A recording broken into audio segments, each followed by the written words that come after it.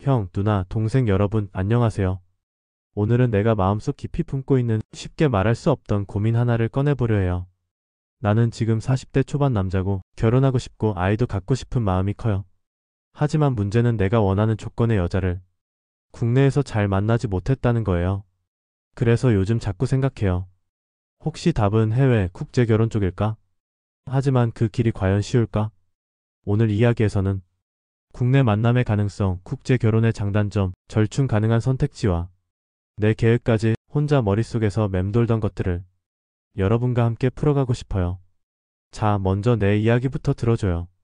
내가 스스로 먼저 정리해본 내 모습부터 말해볼게요. 나이 40대 초반. 학력은 해외 대학 졸업했고 키와 몸무게는 179, 82 정도예요. 외모는 평범하다고 생각하고요. 큰 자랑은 아니지만 재산 부분에서는 집은 없지만 금융 자산 대략 45억 정도 있어요. 전혀 부모님 도움 없이 내가 모은 거예요. 내가 바라는 이상형은 이렇습니다. 35세 이하 마음씨 착하고 경제관념 있는 사람. 외모는 너무 과하진 않아도 괜찮고 중요한 건 코드가 잘 맞는 사람이었으면 해요. 지금까지 나는 동호회도 가보고 취미 모임도 해보고 클래스, 소개팅, 온라인 만남까지 가능한 경로 거의 다 시도했어요. 그런데 늘 결과는 비슷했어요. 마음에 드는 사람은 드물고 조건 맞는 사람은 더 드물고. 그래서 어느 순간부터 내 기준을 넓혀야 하나 아니면 아예 시야를 해외 쪽으로 넓혀야 하나? 이런 생각이 자꾸 들어요. 먼저 국내 쪽을 좀 더 깊이 생각해 봤어요. 국내 만남의 장점은 분명해요. 언어 문화가 같고 거리 가까워서 자주 만날 수 있고 접근성 좋다는 점. 하지만 내 경험으로는 한계도 컸어요. 조건이 높다 보니 선택폭이 좁아지고 나이대 높아질수록 경쟁자가 많아지고 또 많은 괜찮은 사람들은 이미 누군가의 짝이 되어 있더라고요. 돌아보면 내가 스스로 걸어놓은 조건들이 나를 가두고 있던 면도 있어요. 너무 이상형 중심적으로만 봤던 것, 나 자신을 충분히 어필하지 못한 것, 시야를 좁히고 있었던 것. 그래서 스스로 묻게 됐어요. 내 기준이 나를 가두고 있는 건 아닐까? 또 단순한 만남보다 공통 관심사 중심 모임이 더 효과적이라는 생각도 들어요. 예를 들어 영어 회화 모임, 여행 동호회, 문화 클래스, 독서 모임 이런 곳들. 관심사 중심이니까 대화거리도 많고 자연스럽게 관계가 시작될 가능성도 높잖아요. 하지만 국내만 바라보기엔 뭔가 답답한 느낌도 있었고 그래서 국제결혼 쪽을 좀 깊이 들여다봤어요. 국제결혼의 장점은 확실히 있어요. 제일 먼저 떠오른 건 선택폭이 넓어진다는 것. 국내에서 만나기 어려운 조건의 사람도 해외 쪽에서 가능성이 생기니까요. 또 새로운 문화 경험, 다른 시각을 배우는 자극, 자신도 성장할 기회가 되겠다는 생각도 들고요. 근데 여기엔 분명 리스크도 많아요.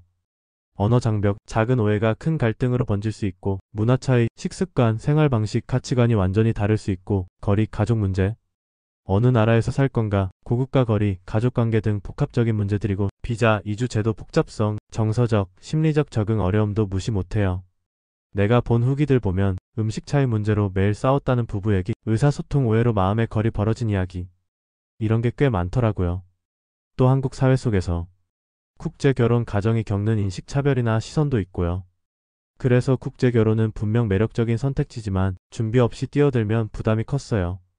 그렇다고 국내만 고수하느냐, 해외만 고집하느냐. 그렇게 양자택일 해야 한다는 건 아니고요. 내가 생각한 절충 가능한 선택지도 있어요. 첫째, 국내 외국인.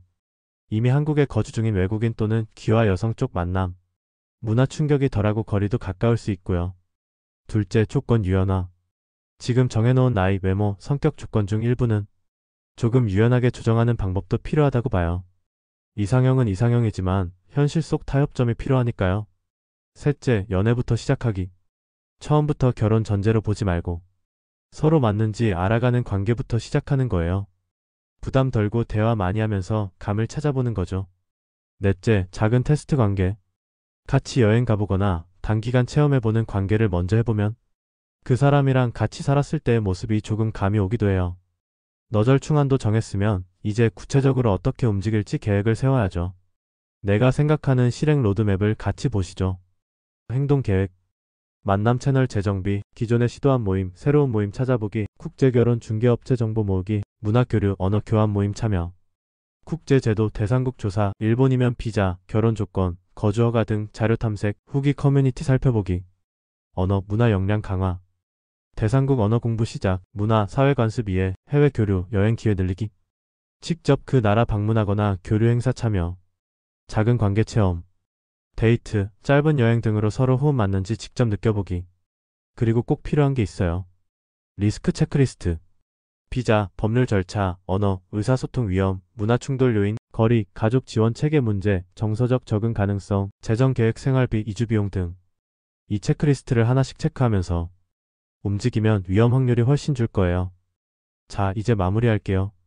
오늘 이야기한 걸 다시 한번 정리하면 국내 만남은 포기할 건 아니에요. 기회는 남아있고 조건 유연하게 보면 가능성 있어요. 국제 결혼은 매력적인 선택지지만 리스크가 크고 준비가 필요해요. 그래서 절충안, 감정 준비, 행동 계획. 이 세 가지가 핵심 열쇠라고 생각해요. 저는 지금 이 고민 한가운데 있고 완벽한 답은 없지만 이 이야기가 여러분한테 공감이나 힌트가 됐으면 좋겠어요. 여러분이라면 이런 조건이면 어떤 선택하실 거예요? 댓글로 생각, 경험, 조언 공유 부탁드릴게요. 영상 괜찮았다면 좋아요, 구독, 알림 설정도 눌러주세요. 오늘 영상 봐줘서 정말 고맙고요. 다음에 또 봐요. 안녕.